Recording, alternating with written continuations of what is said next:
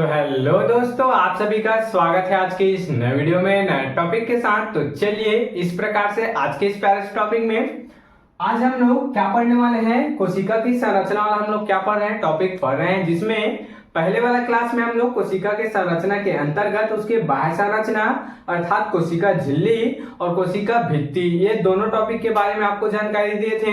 आज के इस क्लास नंबर 2 में कोशिका की संरचना के अंदर आज के ये जो क्लास है, क्लास नंबर 2 होने वाला है, जिसमें कोशिका की संरचना के अंतर्गत हम लोग केंद्रक तथा अंतःपरदवी जालिका किसे कहते हैं, इसको आपको पूरे अच्छे तरीके से जानकारी देने वाले हैं। तो चलिए बिना किसी समय गवाए इसको समझने का प्रयास करेंगे।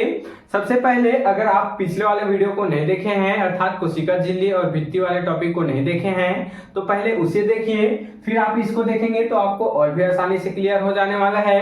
तो चलिए सबसे पहले हम लोग पिछले टॉपिक में क्या पढ़े थे उसको एक बार देख लेते हैं। ये एक कोशिका बनाए थे हम लोग इस प्रकार से, और जो सबसे बाहरी लेयर होता है उसको क्या कहते हैं, इसको कोशिका भित्ति कहते हैं, इसको कोशिका क्या कहते हैं, झिल्ली कह देते हैं, इसी को कोशिका झिल्ली कहते हैं। इसके बाद इसके अंदर में जो लेयर रहता है इस प्रकार से, इसको क्या कहते हैं, इसको कोशिका भित्ति कहते हैं। इसको हम लोग पिछले वाले टॉपिक में बड़ी आसानी से एक एक डिटेल से जानकारी ले चुके हैं।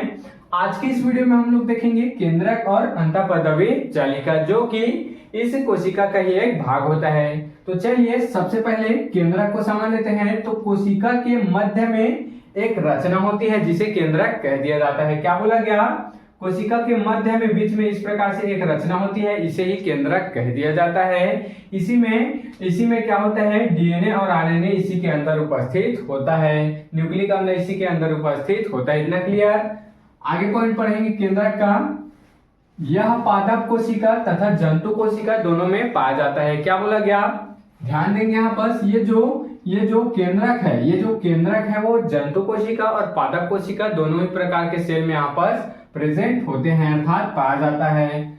आगे पढ़ेंगे केंद्रक का, यह कोशिका का सबसे प्रमुख अंग है। क्या बोला जा रहा है, ध्यान देंगे, ये कोशिका का जो केंद्रक है वह कोशिका का सबसे प्रमुख अंग होता है। और क्या बोला गया, क्योंकि यह कोशिका के प्रबंधक के रूप में क्या करता है, कार्य करता है। कोशिका के हर कार्य को संपन्न करने का जिम्मेदारी किसका होता है, केंद्रक का होता है। उसी को बोला गया है यह कोशिका के केंद्रक के रूप में क्या करता है, कार्य करता है। इतना क्लियर हुआ। आगे देखेंगे, यानी उसको नियंत्रित करता है। क्या बोला गया, प्रबंधक करता है अर्थात उसको क्या करता है, नियंत्रित करके रखता है। इसे कोशिका का दिमाग भी कहते हैं। देख सकते हैं इसको कोशिका का ब्रेन अर्थात दिमाग भी कह दिया जाता है। इतना क्लियर हुआ।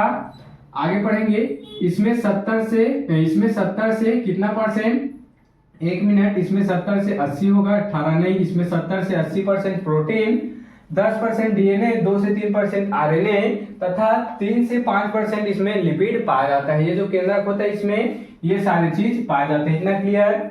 चलिए आशा करता हूँ आपको केंद्रक अर्थात न्यूक्लियस आसानी से क्लियर हो गया होगा। अब हम लोग चौथा अर्थात अंतःपरदवी जालिका को देख लेते हैं।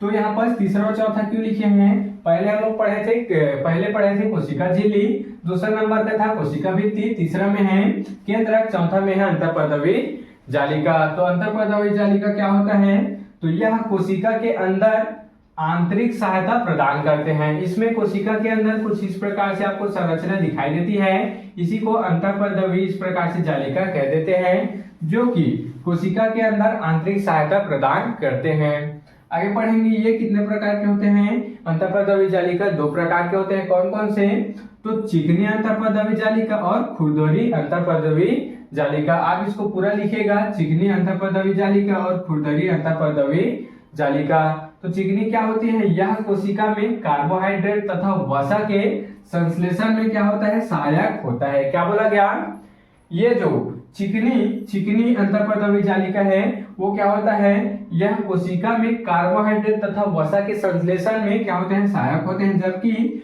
खुरदरी अंतःपरदवी जालिका क्या है, इसके बाहरी झिल्ली के ऊपर छोटे छोटे कण रहते हैं जिसे राइबोसोम कहते हैं। राइबोसोम भी कोशिका के अंदर ही आते हैं, उसको अगले टॉपिक में क्लियर करेंगे, जिसे राइबोसोम कहते हैं। किसे राइबोसोम कहते हैं, इसके बाहरी सतह पर खुरदरी अंतःपरदवी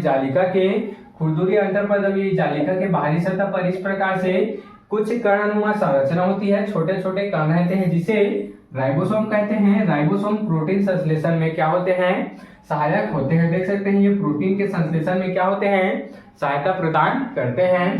तो इस प्रकार से आज के इस प्यारे से टॉपिक में हम लोग संरचना के दोनों प्रकार अर्थात केंद्रक और अंतःपद अभिजालिकाओं को भी समझ चुके हैं। तो आप इसके स्क्रीनशॉट यहाँ पर ले सकते हैं।